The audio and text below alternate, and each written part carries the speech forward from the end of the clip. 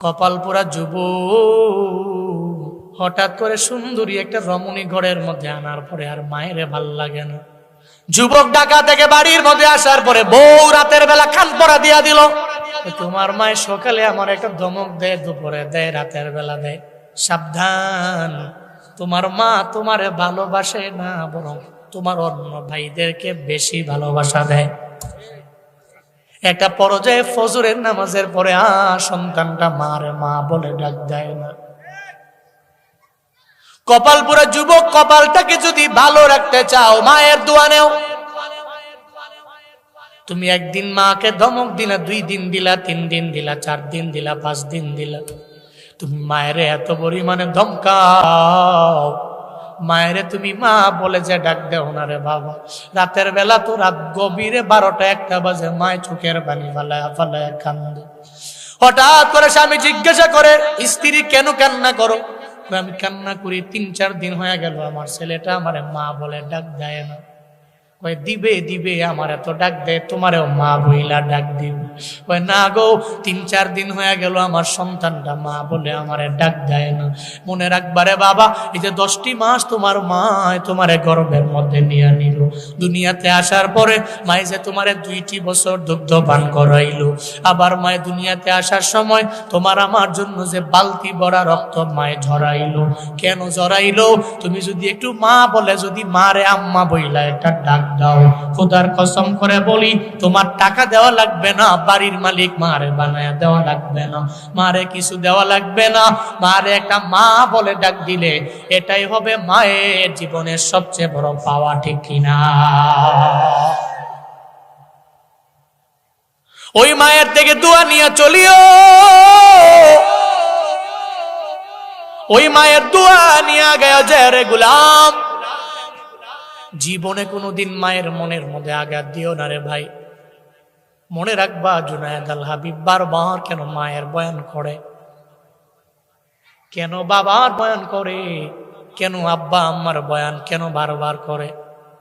আমি জানি রে, এই 2 জনকে যদি রাজি বানানো যায়, দুনিয়ার যে কোনো প্রান্তে যাবা তুমি ঠেকবা না, আমার মাওলা তোমারে বড় সম্মানী বানায়া দিবি। এই জন্য তো বলি মা বাবার দোয়া নিয়ে আগে যাও রে যুবকেরা। যেদিন মারা যাবে ওদিন তুমি চোখের পানি ফেলে কান্না করলেও লাভ হবে না।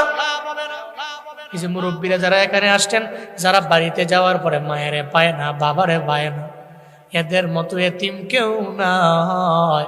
এরা বাড়ি যাওয়ার পরে যখন মায়ের ডাক শুনতে পারে না, বাবার ডাক শুনতে পারে না, কেন যেন ঘরটারে খালি খালি খালি খালি লাগে। একটা 80 বছরের মুরব্বীও দেখবেন মায়ের বয়ান শুনলে কান্দে। কেন কান্দো রে? কয় বাড়িতে যাওয়ার পরে আমি তো ফল কিনা নিয়ে যাই, কিন্তু বাড়িতে যাওয়ার পরে আমার মায়েরে পাই না, বাবারে পাই না, আমার ছেলেগুলারে খাওয়াই, আমার মেয়েগুলারে দেই, আমার বউরে দেই, কিন্তু কপাল খারাপ রে, আমার মায়েরে আমি পাই না।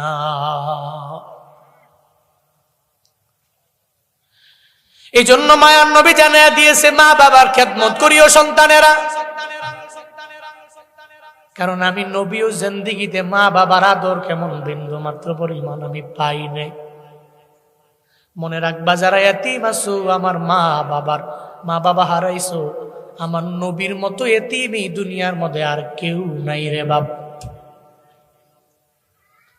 যেই নবী আমারে কত পরিমাণে এতিম জানোনি? ছোটবেলায় খেলার মাঠের পাশে গিয়া নবী একদিন দাঁড়ায়া গেলেন, নবী খেলে না। নবী কে খেলে, কেমনে খেলে, নবী তাকায়া তাকায়া দেখে। একটা পর্যায়ে সন্ধ্যা গনিয়ে আসার পরে আমার নবী বাড়ির মধ্যে যায় না, চোখের পানি ফালায়া ফালায়া খেলার মাঠের কিনারায় দাঁড়ায়া দাঁড়ায়া দাঁড়ায়া নবী কান্দে। মা আমেনা সন্ধ্যা গনিয়ে আসার পরে নবী কেন আসে না চিন্তায় পড়ে গেলেন। ঘর থেকে বের হয়ে দেখে শিশুরা সবেরা বাড়ির দিকে রওনা হয়ে যায়। ওই শিশুরা কই যাও? কয় বাড়ি যাই। কয় মুহাম্মদের দেখছনি? বলে মুহাম্মদের নামও জানি না, মুহাম্মদের চিনিও না।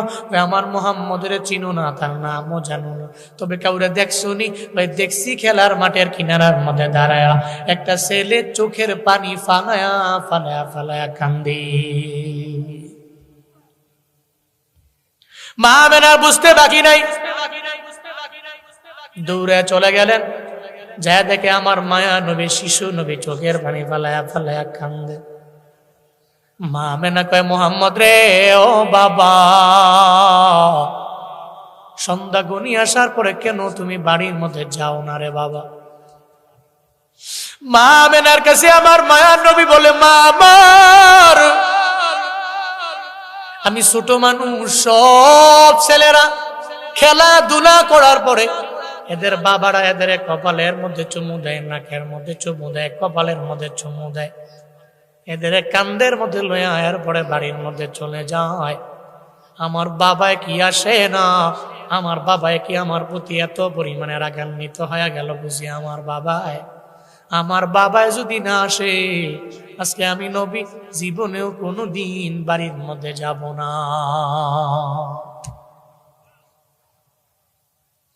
মা মেনা কয়, মোহাম্মদ শুনো, যতই বাবা বাবা বলে কান্না করো, তোমার বাবায় তোমার দরবারে আসতে পারবে না, কারণ তোমার বাবাও নাই। তোমার বাবাই দুনিয়া থেকে বিদায় নিয়ে চলে গেল, কবরের মধ্যে শায়িত আছে তোমার বাবা। আমার মায়ার নবী কয়, মা গো, একটু আমার বাবার কবরের পাশে আমারে নিয়ে যাও, আমি আমার বাবার কবরের পাশে গিয়ে একটু দাঁড়ায় যাও।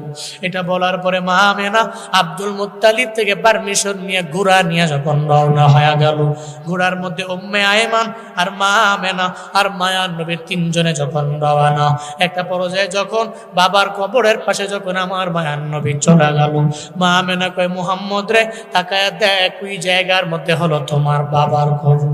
আমার মায়ার নবী বাবার কবরের পাশে গিয়া দাঁড়াইয়া বাবারে ডাক দে, বাবা আমার, আমি সন্তানের জন্য কি বিন্দু মাত্র পরিমাণ তোমার মায়া লাগে না? আমি সন্তানের কপালে কি একটা বার চুমু দিতে তোমার মন চায় না? আমি সন্তানের কি তোমার কাঁধের মধ্যে উঠাইতে মন চায় না গো বাবা আমার? মায়ার নবী চোখের পানি ফেলায়া ফেলায়া বাবারে এভাবে ডাক দেয়। মা আমেনা পাশে দাঁড়ায় কান্দে, হায় রে, আজকে মুহাম্মদের বাবা যদি বেঁচে থাকতো তাহলে মুহাম্মদ কান্দতো না? বাবায় কত পরিমাণে আদর যত্ন করে মুহাম্মদের বড় করত। একটা পর্যায়ে মা আমেনা কয়, মুহাম্মদ আর দেরি করা যাবে না, চলো না, আমি তোমাকে সঙ্গে করে লইয়া তোমার বাড়ির মধ্যে চলে যাব। দেরি হয়ে গেলে, সন্ধ্যা হয়ে গেলে বিপদের মধ্যে পড়ে যেতে পারি। মায়ার নবী যেতে চায় না। একটা পর্যায়ে আল্লাহ জিবরাইলে পাঠায়া আমার মায়ার নবীরে কবর থেকে একটু দূরে সরাইয়া দিলেন। এরপরে নবী আসলেন, নবীকে ঘোড়ার মধ্যে উঠাইলেন, মা আমেনা উঠলেন, উম্মে আয়মান উঠলেন। পথিমধ্যে যাওয়ার পরে হঠাৎ করে মা আমেনার পেটের ব্যথা আরম্ভ হয়ে গেল। মা আমেনা ডেকে বলে, ও উম্মে আয়মান, আমারে ঘোড়া থেকে একটু নামাও, যদি নামাও মনে হয় আমার পেটের ব্যথার যন্ত্রণাটা আমার একটু কমে যাবে। মা আমেনাকে নামানো হলো। নামানোর পরেও বিন্দু মাত্র পরিমাণ মা আমেনার পেটের ব্যথার যন্ত্রণা যখন কমে না, মনে হয় ক্ষণে ক্ষণে বাড়ে। আর এই পেটের ব্যথার কারণে মনে হয় দুনিয়া থেকে বিদায় নিয়ে চলে যাওয়া লাগবে। এমন একটা হালত যখন হয়ে যায়, এবার মা আমেনা আমার মায়া নবীর দিকে তাকায় তাকায় চোখের পানি ফেলায় কান্না করে আমার নবীরে বলে, মুহাম্মদ, আমি মায়ের বুকে আয় আয় আয়, মনে হয় আমি মা দুনিয়ার মধ্যে আর বেঁচে থাকতে পারবো না।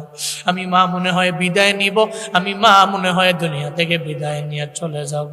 আমার মায়ার নবী কয়, মা আমার, আমি খেলার মাঠের কিনারায় আমার বাবার জন্য কান্না করেছি, এখন যদি আমারে বিদায় দিয়ে চলে যাও, আমার মাও থাকবে না, আমার বাবাও থাকবে না, আমি বড় এতিম দুনিয়ার মধ্যে হয়ে যাব।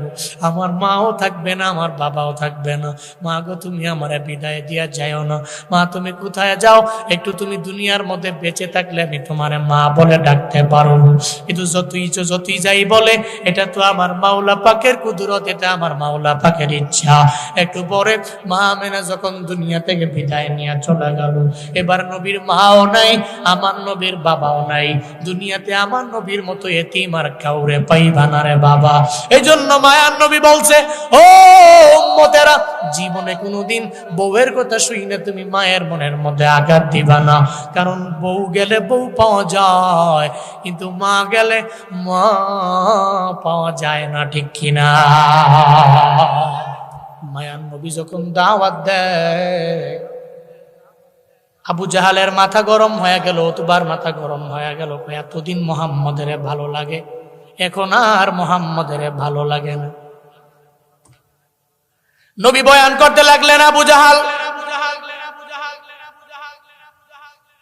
দুনিয়াতে কয়দিন বাঁচবা? আমার রবের বিচারের কাঠগড়ায় তোমার একদিন দাঁড়ায়া যাওয়া লাগবে।